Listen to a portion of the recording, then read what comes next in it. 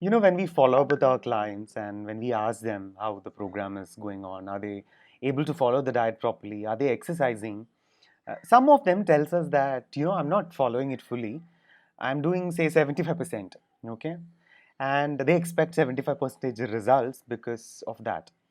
Now we tell them that you can't follow something 75%. You either follow it 100% or you don't follow it at all, because you can't expect that 75% results to come by.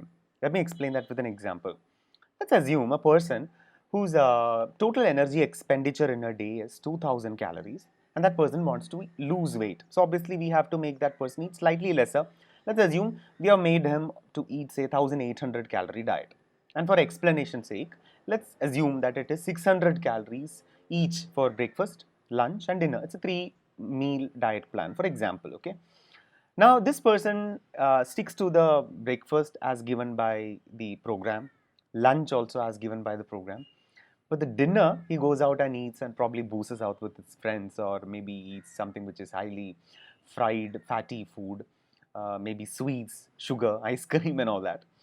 So breakfast and lunch together, 600 each is 1200 calories. And suppose for dinner he's done a lot of damage and he ends up eating, say, 1000 calories. Now the total calories that he has eaten is 2200, and he's now on a calorie surplus of 200 calories.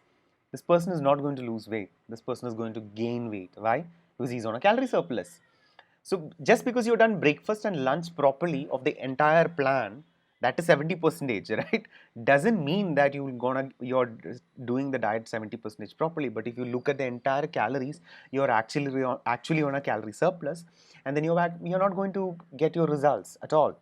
So why am I saying this? Because we need to really understand the calories, proportions, portions of food, etc.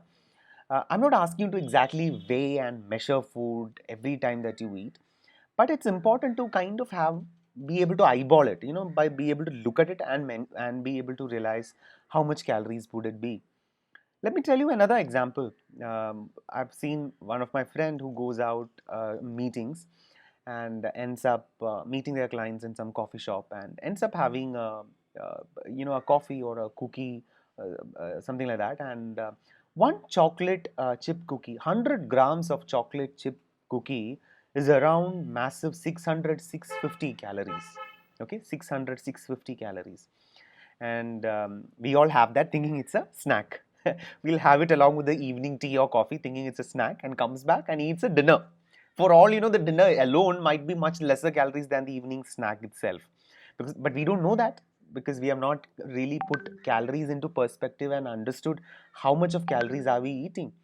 That small cookie might be packing up a lot of calories because it's laden with fat, especially.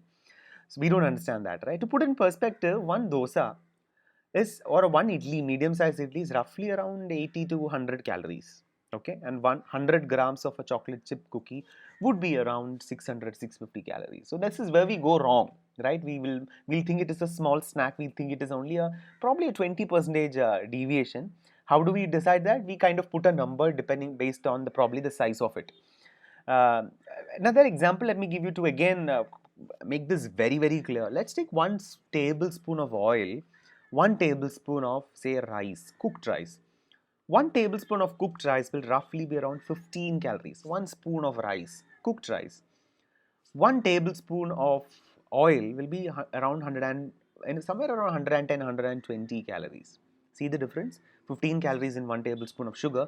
The same 1 tablespoon of oil is around 120 calories. So you really can't measure food only in that terms and decide how much calories is it.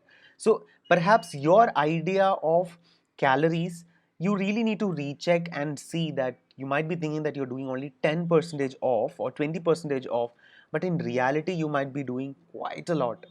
Same thing happens. I've seen people sticks to the plan to the T for breakfast, lunch, for Monday to Friday, and Saturday and Sunday they'll go out and have a ball and not stick to the calories.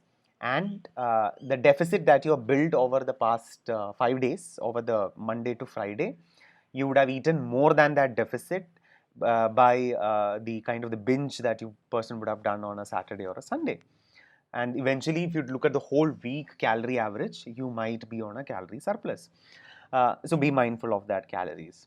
Yet another myth that I want to burst is that some people think that if you eat something, say let's take one chapati, if you eat it after 8 o'clock, you will gain weight. But if you eat before 8 o'clock, you won't gain weight. Not really. A chapati has roughly around 80 to 90 calories, depending upon the size of it, of course, both on breakfast, lunch, dinner, or even at late night. Anytime the calorie amount is lesser. But it is said that if you eat late in the night, you might gain weight. There is a reason behind it because you would already eaten so much by throughout the day and up till dinner, and whatever that you eat beyond that during late night will mostly be part of excess calories over and above your expenditure in a day. That's why that they say people, elderly people generally say that don't eat over, late night, you will gain weight, right?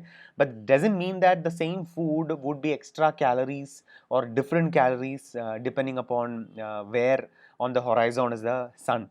Okay, so why am I saying this? When we buy food, especially packaged food from outside, say a cookie or a biscuit or a chocolate or whatever, how many of us actually flip the packet and read the calorie information? We all look at the price. Some of us might even look at the expiry. I've seen people sometimes you don't even look at the expiry. But these are the two things that people look out for. But do we look up the calorie slip and see how much calories is it? And even if you understand how much calories is it, do you know how much calories should you be having? Now, if you're seeing something and you're seeing that, okay, this 100 grams of chocolate chip cookies around 600 calories, are you able to put that in perspective? Okay, my requirement is say 2000 in a day, so 600 is almost like what, 30% of that? Is that something that people understand? And it's not rocket science. Let me tell you that it's very very simple. Just need some amount of mindfulness to understand that. So, why am I saying this? All good things in life are actually simple, and it just need a little bit of common sense and some patience to understand all these things, and it's really really simple.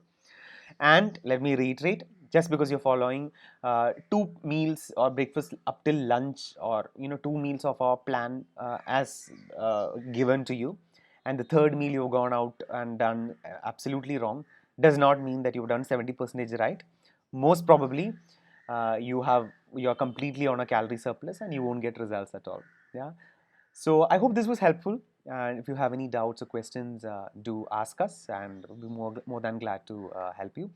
I suppose you know this already. NuvoVivo Center for Obesity Lifestyle Disorders. We are an online company, online health and wellness company, and hence clients from anywhere in the world signs up with us for not just for weight loss or gaining muscle, but also for managing lifestyle disorders such as diabetes, cholesterol, thyroid, PCOD, fatty liver, etc. So we combine the aspects of both fitness and the aspects of medical part of the nutrition and healthy eating together with home-based exercises, home-based eating plans, and help people become healthy, fit, and reverse the age.